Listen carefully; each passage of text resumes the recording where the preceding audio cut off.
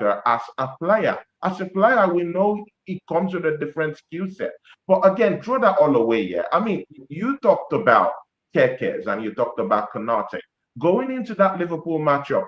Those were the two players that many Liverpool fans were actually scared of going into that matchup. To be very sincere with you, they've had very, very horrible starts to the season. Konate looking suspect in that defense. You, but you've said this. Even before that, I do watch your shows. I give you likes down there, bro. Even you said it with your own mouth. Konate is looking suspect. You said it many times on your own channel. But so why are we sitting down here and you are now telling me that Konate it's not a game for a striker when the defense is looking bad and they're playing. Come on, bro. Kekes have looked suspect all season. And it became prime Roberto Carlos in the game against Arsenal. It doesn't make sense. And the Newcastle team, but I'm coming. And again, you're talking about Kekes in that light. But he's been one of the worst players this season, brother. And you know what? You were talking about I mean, brother, you were talking about what I said. I was speaking about Ryan Gravenberch. You were talking about okay, it's not a striker's game in that Liverpool game. I hear you. But Newcastle, 10-man Newcastle, found a way scoring 2 against that Liverpool team. So are you telling me that we that just brought in attacking players to the team, brother, we brought Gyökeres, we now have Eze who could create, who play down that left-hand side, who could create. We have Ethan Waneri, who is that good, but we're looking for creativity. We're looking for that spark. But Manden, was on the bench. I mean, brother, I mean, see, when do we say enough is enough? I mean, brother, let's look at it. It's 3 games in the season. Enough is enough about what? Brother Igal, it doesn't matter whether it's 3 games because at the end of the day, these are the games that matter. If you lose 3 games or you don't get maximum points in 3 games, at the end of the season, you could rue it. You know this. We could literally have a problem if we don't get maximum points in 3 games. So it's easier for you to say that. But at the end of the season, when we're trailing Liverpool with about 3 points or something like that, then who do you blame? But I mean, let's be responsible when talking about these things. I mean, Arteta can once again, Liverpool still have to come to our ground. We can make it right. Let him respond. Go on, Igal. Go on. Okay. I don't think he heard my point. My point was originally I was quoting Ryan Gravenberch and saying how they tactically set up in a way where they ignored Martinelli's threat and they just let Szoboszlai go into the midfield. And that's why I was giving credit to Kekes and Konate. As for what you guys are saying, there is some truth in the way that we're playing, but at the same time, it is a 3-game sample size, and the difficulty of opponents has to also be factored in when we're speaking about these. When we're speaking about evaluating the start to the season, we all spoke about the difficulty of opponent that we have to start the season, and I was not expecting experimentation away at Old Trafford. I'm not expecting experimentation away at Liverpool. I'm expecting us to go and do whatever we can to try to get the result, irregardless of embedding in a new striker, irregardless of embedding in a new midfielder. I expect us to play whichever way the manager deems is the best way to get the result. Unfortunately, we didn't get results in all 3 games. We got results in 2 of them. But going forward, we should be seeing more of an adaptation to how we can get the best out of Gyökeres going forward. And with more creative players on the pitch, we will see that.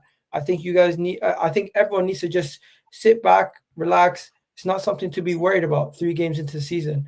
And if you guys want to say, oh, well, last season we had creativity issues. Last season we had majority of our attackers out injured, and we did not have the same level of quality and depth to replace them with quality. We were depending on Raheem Sterling, Trossard, and Ethan at one point of the season. Now, if something happens to Saka, we have Madueke. Something happens to Madueke, we have Max Dalman. Something happens to... You didn't want Madueke. No, I'm giving you an example. Yeah, but you're giving me an example of a player that you don't what time on the clock? One second. The reason why I'm cool with Madueke now is because we ended up going in... I'll let you go. Hold on, because you said something, and I'll let you go. I won't interrupt you. You just said something that we have to take into account the difficulty of opponent, right? You said that, right? Cool. Do you know why that ain't gonna fly this season, Miguel? Because when we go into the Champions League, we're gonna be up against teams that are up around the same level to win that competition. Yeah. I asked you this on Dan Potts' channel. What tactically have you seen that we're going to implement differently to get over the line? It's all good setting up like we're that. We're going to play faster. What are we doing? We're going to play faster this season. You're not going to see us building up as slow as we were previously. I think we're going to move the ball at a quicker pace when we win the ball high up the pitch. And also, I've seen parts of that in the game versus Manchester United, parts of that in the game versus Atletico, and parts of that in the game versus Leeds. But it's still a small sample size. But bro, we're going to move the ball faster. But when we're playing, even if we're moving the ball faster, we're not playing the right lineup, Miguel. You don't want Martinelli to start. You said it on Dan Potts. I don't want Martinelli to start. This is the problem. This manager never gets it right. When it comes to the team lineup, Moreno should not be playing in the 10. Martinelli should not be starting games. Madueke is not the level that we need to achieve what we want. Because when we announced him, you were one of the ones, just like me, regardless if you're Arteta in, Arteta out, that didn't want Madueke. And I remember you freaked out about Madueke. So he's not the answer. All right, then when we're looking at Calafiori, this guy isn't good enough, which is why Skelly held down the left back position last season. And nobody was calling for Calafiori to start because we know he's not as good as Skelly, who's a midfielder. Calafiori has been our best defender so far this season. Gal, there is multiple problems here, Gal, and you can't deny it, bro. The lineup's not been good enough. The substitutions have been way too late. We needed creativity in that second half. 60th minute, they started to try and apply pressure and go forward. The manager takes too long with the substitutions. The gameplay has not been good. The tactics have not been good enough. When you talk about we turned it up against Leeds, our preseason was horrendous, Agal, and you can't even defend it. Our best game was against Atletico Bilbao. The way we played against Tottenham, the mistakes that we made shows that we're still not consistent enough as a team. The team lineup, the way we play, you're talking about playing faster. We see sometimes when we take the handbrake off, yes, the team can play. But what about the lineup? What about the substitutions? What about the tactics, the in-game tactics and the way that we approach the game? Right. You can't overlook that and just say, we're going to play faster, bro. Number one, Odegaard just came back from an injury, so that's why he wasn't in the lineup. They just joined the club that week, just why he wasn't in the lineup. As I would have started him. I don't know why he didn't, but I guess he chose not to. I expect him to start him versus Nottingham Forest most likely. As for Martinelli not starting, he probably will not start if Eze is ready to go. As for what do you call it, Nani Madueke, the fact that we went and got Gyökeres and Eze, I can accept the fact that we've now signed Nani Madueke as a backup to Saka because he's not the out-and-out left wing option. Because we've now signed Eze and Gyökeres, I believe they're the starters. I believe they're the two difference makers we signed to bring into this team. And Nani Madueke is now squad depth. He's not necessarily depended on as a week in, week out starter unless something happens to Saka, which now we did that with Sterling. No, it's not. It's not the Sterling. same case. No. How is it Sterling not? and Nani Madueke is not the same situation. It's not. It's much of a muchness, Gal. You don't rate either player. Nani Madueke at the age of 23 has a lot of scope to still become better, where Sterling was at the end of the road. It's not comparable. Also, we fully have signed Nani Madueke as a player who we believe was one of Chelsea's best wingers, one of their best at taking on men.